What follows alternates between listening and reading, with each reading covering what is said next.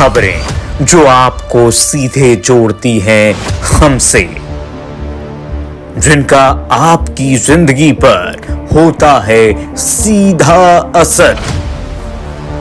खबरों की वही तस्वीर, बिना बदले बिना डरे, सच का जज्बा लिए सच दिखाते हैं हम।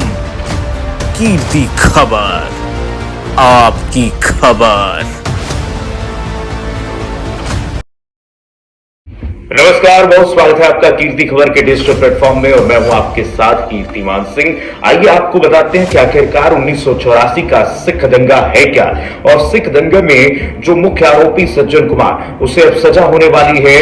आखिरकार सिख दंगा कैसे भड़का, इस रिपोर्ट में देखें। दिल्ली में 1984 सिख विरोधी दंगा मामले में मंगलवार को कांग्रेस के पूर्व सांसद सज्जन कुमार को सजा सुनाई जाएगी।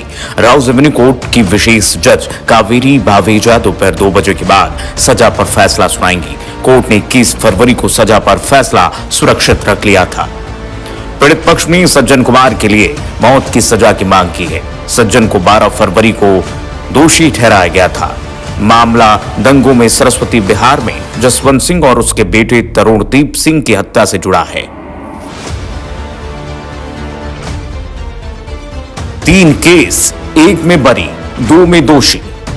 दिल्ली कैंट की पालम कॉलोनी में 5 सिखों की हत्या के बाद गुरुद्वारा जला दिया गया था। इस केस में सज्जन कुमार को दोषी पाया गया। दिल्ली हाई कोर्ट ने 17 दिसंबर 2018 को उम्र कैद की सजा सुनाई। नंबर 2, सितंबर 2023 को राउज एवेन्यू कोर्ट ने दिल्ली के सुल्तानपुरी में 3 सिखों की हत्या के मामले में बरी कर दिया। दंगे में सीबीआई की एक अहम गवाह चाम कौर ने आरोप लगाया था कि सज्जन भीड़ को भड़का रहे थे। केस नंबर 3, 1 नवंबर 1984 को सरस्वती बिहार में सरदार जसवंत सिंह और उनके बेटे तरुणदीप सिंह की हत्या हुई थी। दंगाइयों ने लोहे की सरियों और लाठियों से हमला किया था। इसके बाद दोनों सिखों को जिंदा जला दिया गया। 12 फरवरी 2025 को दोषी ठहराए गए। दिल्ली सरकार बरी आरोपियों के खिलाफ अपील करेगी। सिख दंगों की जांच के लिए गठित नानावटी आयोग की रिपोर्ट के मुताबिक सिर्फ दिल्ली में 587 मामले दर्ज हुए थे, जिनमें 2733 लोग मारे गए थे। कुल मामलों में से करीब 240 मामले बंद हो गए, जबकि 250 मामलों में आरोपी बरी हो गए थे। दिल्ली सरकार ने 17 फरवरी 2025 को सुप्रीम कोर्ट को बताया कि वो सिख दंगों के 6 मामलों में बरी आरोपियों के खिलाफ याचिका दायर करेगी। कब और क्या क्या हुआ?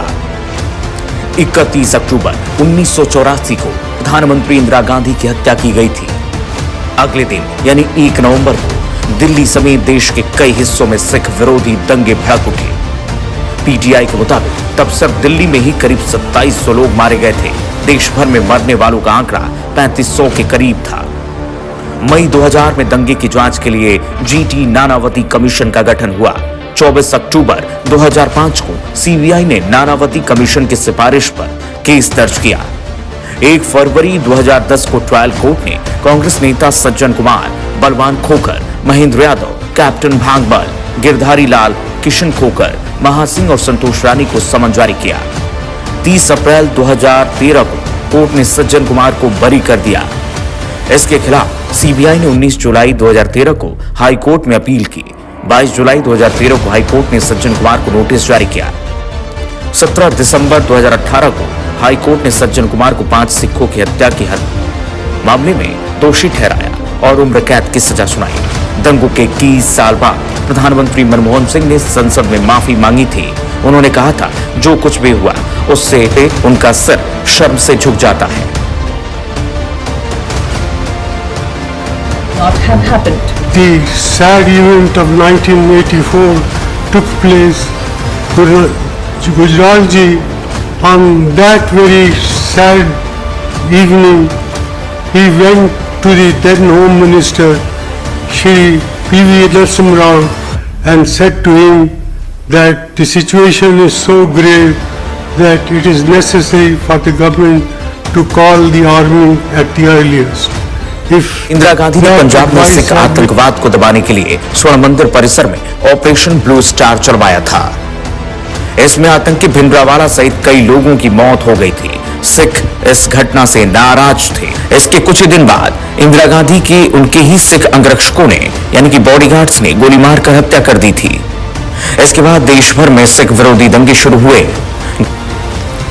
अब आइए आपको यह भी बता देते हैं कि आखिर ये सिख विरोधी दंगा है क्या। दरअसल सिख विरोधी दंगा 1984 में तत्कालीन प्रधानमंत्री इंदिरा गांधी की हत्या के बाद इंदिरा गांधी ने पंजाब में सिख आतंकवाद को दबाने के लिए स्वर्ण मंदिर परिसर में ऑपरेशन ब्लू स्टार चलवाया था। इसमें आतंकी भिंडरावाला सहित कई लोगों की मौत हो गई थी। सिख इस घटना से नाराज थे।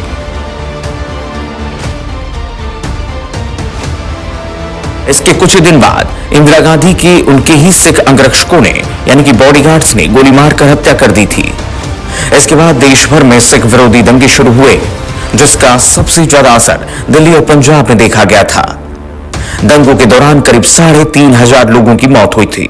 ब्यूरो रिपोर्ट, कीर्ति खबर डिजिटल।